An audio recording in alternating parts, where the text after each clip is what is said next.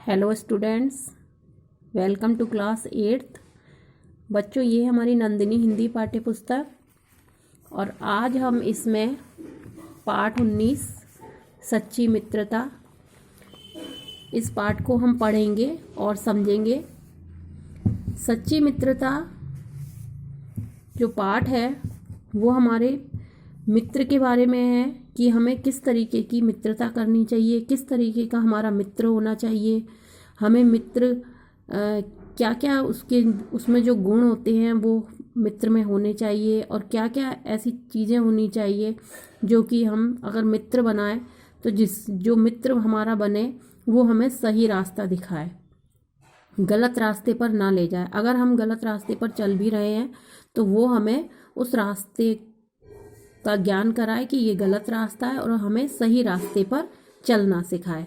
ये नहीं कि हम कोई ऐसा मित्र बना लें जो कि हमें गलत चीज़ें सिखाए, गलत आचरण में डाल दे। तो यही सब इस सच्ची मित्रता पाठ में है।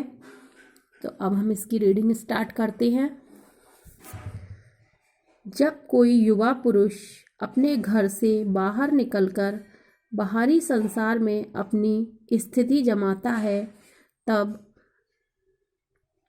पहली कठिनता उसे मित्र चुनने में पड़ती है। जब कोई युवा पुरुष होता है, जब वो बाहर जाता है, बाहर निकलकर जब कहीं पर अपना कभी कभी होता है, जैसे कभी हम बाहर जाते हैं, कहीं रहने जाते हैं, तो सबसे पहले हमारे क्या कठिनता आती है? मित्र चुनने में।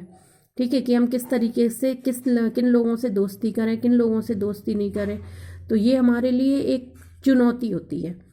यदि उसकी स्थिति बिल्कुल एकांत और निराली नहीं रहती तो उसकी जान पहचान के लोग धड़ाधड़ बढ़ते जाते हैं और थोड़े ही दिनों में कुछ लोगों से उसका हेल मेल हो जाता है। अगर कोई ऐसा आदमी है जो कि जिसको एकांत और मतलब एकांत में रहना नहीं अच्छा लगता, जिसकी सबसे बात करने की आदत होती है, तो उसके मित्र तो धड़ाधड़ फटाफट बन जाते हैं। ठीक है, लेकिन कोई आदमी ऐसा होता है जिसको एकांत पसंद होता है, ज़्यादा बात करना पसंद नहीं होता, तो उसको बहुत परेशानी होती है दोस्त बनाने में, मित्र बनाने में। मित्रों के चुनाव की उपयुक्तता पर उसके जीवन की सफलता निर्भर हो जाती है, क्योंकि संगति का गुप्त प्रभाव, यहाँ से आप अंडरलाइन करेंगे, मित्रों के चुनाव की उपयुक्तता पर उसके जीवन की सफलता निर्भर हो जाती है, क्योंकि संगति का गुप्त प्रभाव हमारे आचरण पर बड़ा भारी पड़ता है। हम लोग ऐसे समय में समाज में प्रवेश करके अपना कार्य आरंभ करते हैं जबकि हमारा चित्त कोमल और हर तरह का संस्कार ग्रहण करने योग्य रहता है, क्योंकि हमारी एज ऐसी होती है, उम्र हमारी ऐसी होती है जब हम समाज में प्रवेश करते हैं, जिससे कि हमारे संगति का, हमारे जो मन होता है वो हमारा बहुत कोमल होता है और संगति का हम जो प्रभाव है वो हमारे मन पर बहुत जल्दी पड़ता है। जैसी भी हम संगति में बैठेंगे हमारे ऊपर वो प्रभाव जरूर पड़ेगा। हमारे भाव अपरिमार्जित और हमारी प्रवृत्ति अपरिपक्व रहती है।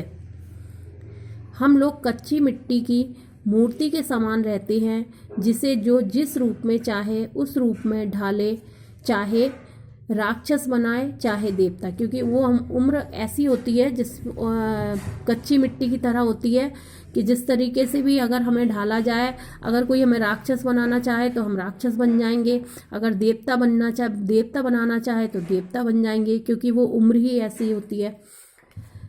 ऐसे लोगों का साथ रहना हमारे लिए बुरा है जो हमसे अधिक दृढ़ संकल्प के हैं, क्योंकि हमें उनकी हर बात बिना विरोध के मान लेनी पड़ती है।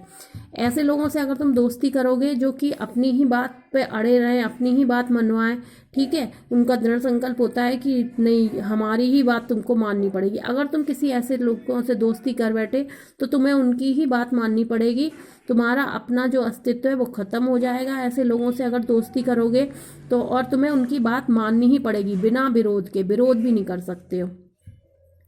पर ऐसे लोगों का साथ करना और भी बुरा है जो हमारी ही बात को ऊपर रखते हैं, क्योंकि ऐसी दशा में ना तो हमारे ऊपर कोई नियंत्रण रहता है और ना ना हमारे लिए कोई सहारा रहता है। ठीक है, लेकिन ऐसे लोगों से भी अगर हम दोस्ती कर लें जो कि हमारी ही बात को ऊपर रखते हैं, तो फिर हम अपनी गलत बातें भी उनसे मनवा लेंगे। ठीक है, तो ऐसे लोगों से भी दोस्ती करना कठिन है। अब आगे का जो आगे की जो रीडिंग है वो हम दूसरी वीडियो में करेंगे। ओके।